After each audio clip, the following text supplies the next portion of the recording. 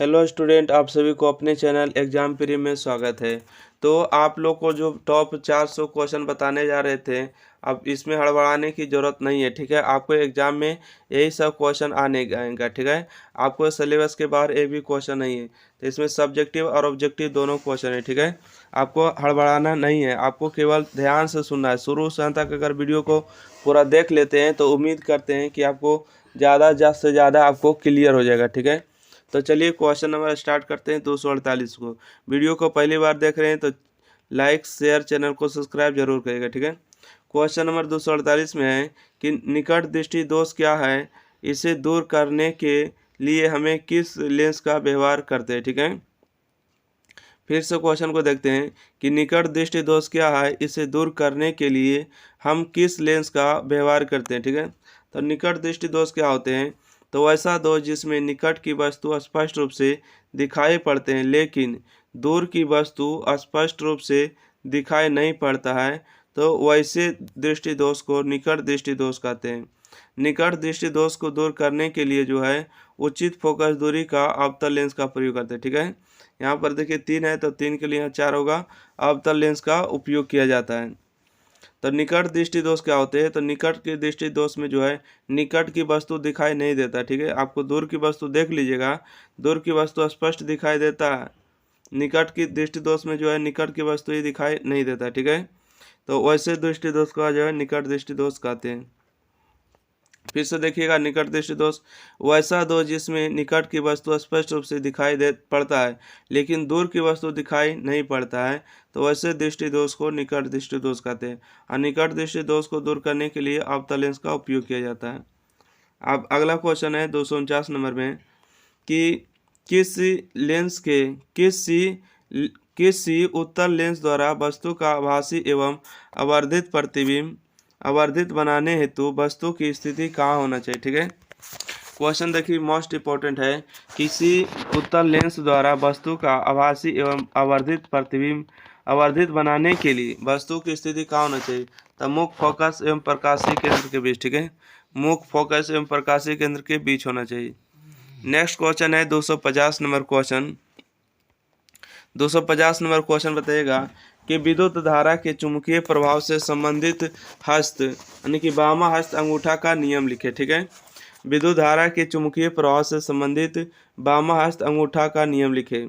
तो देखिए क्या होते हैं कि फ्लेमिंग महोदय ने चुंबक द्वारा धारावाही चालक पर लगाए गए बल की दिशा के संबंध में एक नियम का प्रतिपादन किया जिसे फ्लेमिंग का बामा हस्त नियम कहते हैं। ठीक है, देखिए क्या होते हैं, इस नियम के अनुसार अपने बाएं हाथ की 3 अंगुलियां तर्जनी, माध्यमा और अंगूठे को बीच में जो है परस्पर लंबवत इस प्रकार फैलाएं कि यदि तर्जनी चुंबकीय क्षेत्र की दिशा और माध्यम जो है धारा की दिशा को दर्शाता है, तो अंगूठा जो धारावाही चालक पर लगने वाला बल की दिशा को व्यक्त करता है। ठीक है, फिर से देखिएगा, फ्लेमिंग के नियम के अनुसार अपने बाएं हाथ की 3 अंगुलियां जो है तर्जनी और माध्यमा और अंगूठा को परस्पर लंबवत इस प्रकार फैलाए कि यदि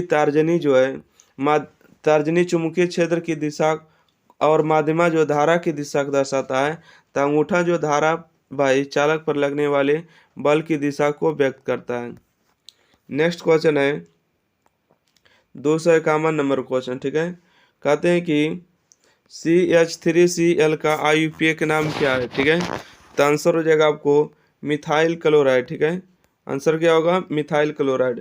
क्वेश्चन नंबर अगला है, लिथियम एवं पोटेशियम के परमाणु द्रव्यमान का औसत क्या होता है।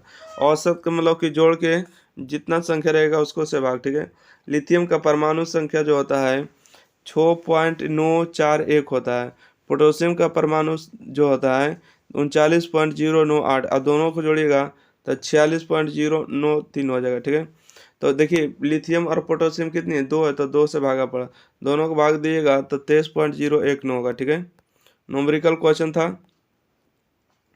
अगला क्वेश्चन देखिएगा, कहते हैं तनुकरण किसे कहते हैं। ठीक है, तनुकरण किसे कहते हैं, तो जल में अम्ल या क्षारक मिलने पर उस आयन की सांद्रता में प्रति आयतन की कमी हो जाती है, उस प्रक्रिया को तनुकरण कहते हैं। ठीक है, तनुकरण किसे कहते हैं? तो जल में अम्ल या क्षारक मिलाने पर उस जो है उस आयन की, यहाँ पर देखिए उस लिखा गया, ठीक है, उस आयन की सांद्रता में प्रति आयतन की कमी हो जाती है, उस प्रक्रिया को तनुकरण कहते हैं।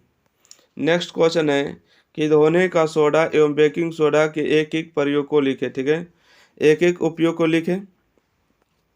तो देखिए होगा, जल की अस्थायी कठोरता दूर करने में धोने के सोडा का उपयोग किया जाता है, ठीक है, जल की अस्थायी कठोरता दूर करने के में धोने के सोडा का उपयोग किया जाता है। दूसरा है कि बेकिंग सोडा का उपयोग बेकिंग पाउडर बनाने में होता है, ठीक है, बेकिंग सोडा का उपयोग बेकिंग पाउडर बनाने में होता है।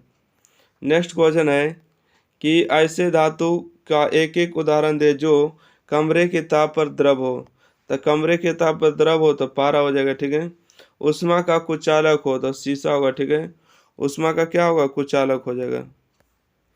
अगला क्वेश्चन देखिएगा, कहते हैं परजीवी किसे कहते हैं, ठीक है, तो परजीवी आपको पहले भी बता चुके हैं कि इस प्रकार के पोषण दूसरे प्राणी के संपर्क में रहकर अपना भोजन बनाते हैं, उसे परजीवी कहते हैं, ठीक है।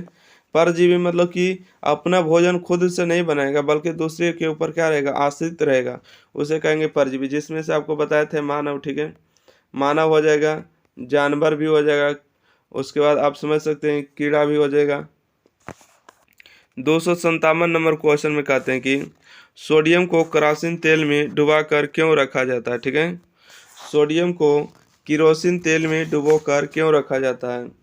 या तो अगला क्वेश्चन ऐसे पूछ सकते हैं कि कारण दे कि सोडियम को केरोसिन तेल में डुबाकर क्यों रखा जाता है। तो आपका आंसर दोनों का सेम आंसर होगा कि सोडियम सामान्य ताप पर नमी एवं हवा के ऑक्सीजन के साथ तेजी से अभिक्रिया करती है और सोडियम ऑक्साइड बना लेती है, ठीक है। आपका आंसर होगा सोडियम सामान्य ताप पर नमी एवं हवा के ऑक्सीजन के साथ तेजी से अभिक्रिया करती है और सोडियम ऑक्साइड बना लेती है। जैसे सोडियम और ऑक्सीजन दोनों मिलेगा तो Na2O बन जाएगा, ठीक है। समीकरण को संतुलित करने के लिए 4 यहाँ पर 2 का गुना हुआ है। नेक्स्ट क्वेश्चन, अच्छा इसी में है ना कि देखिएगा, यानी सोडियम जो है, सोडियम केरोसिन तेल में ना तो घुलती है और ना ही कोई अभिक्रिया करती है, इसलिए सोडियम को केरोसिन तेल में डुबा कर रखा जाता है, ठीक है। सोडियम केरोसिन तेल में ना तो घुलती है और ना ही कोई अभिक्रिया करती है, इसलिए सोडियम को केरोसिन तेल में डुबा कर रखा जाता है। नेक्स्ट क्वेश्चन है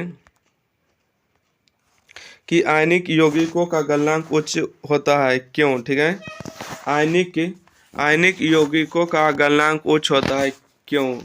तो आंसर होगा आपको आयनिक यौगिकों जो है धन एवं ऋण आवेश युक्त आयनों से बने होते तथा ये आयन स्थिर विद्युत आकर्षण बल द्वारा एक दूसरे से काफ़ी मजबूत से बांधे रहते हैं।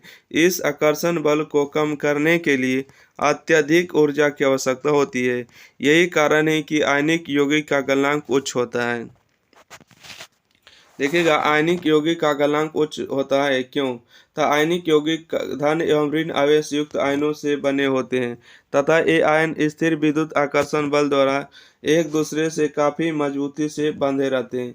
इस आकर्षण बल को कम करने के लिए अत्यधिक ऊर्जा की आवश्यकता होती है। यही कारण है कि आयनिक यौगिक का जो गलनांक होता है उच्च होता है। नेक्स्ट क्वेश्चन है कि क्या आप डिटर्जेंट का उपयोग कर बता सकते हैं कि कोई जल कठोर है या नहीं, कारण दे, ठीक है। तो आंसर होगा नहीं, क्योंकि डिटर्जेंट कठोर एवं मृदुल जल के साथ समान रूप से झाग बनाता है एवं सफाई का कार्य करता है, ठीक है। आंसर हो जाएगा आपको नहीं कर सकते हैं, ठीक है, कठोर जल का नहीं कर सकते हैं क्योंकि डिटर्जेंट जो है कठोर एवं मृदु जल के साथ समान रूप से झाग बनता है एवं सफाई का कार्य करता है। नेक्स्ट क्वेश्चन 260 नंबर, 260 नहीं आ रहा तो रहने देते हैं आपको इतना तक के लिए, ठीक है। जब तक कि अगले वीडियो में मिलते हैं 260 नंबर क्वेश्चन के लिए। जब तक अपना ध्यान रखिएगा, वीडियो को लाइक शेयर, चैनल को सब्सक्राइब करिएगा, ज़्यादा से ज़्यादा अपने दोस्तों के पास शेयर करिएगा। Thank you.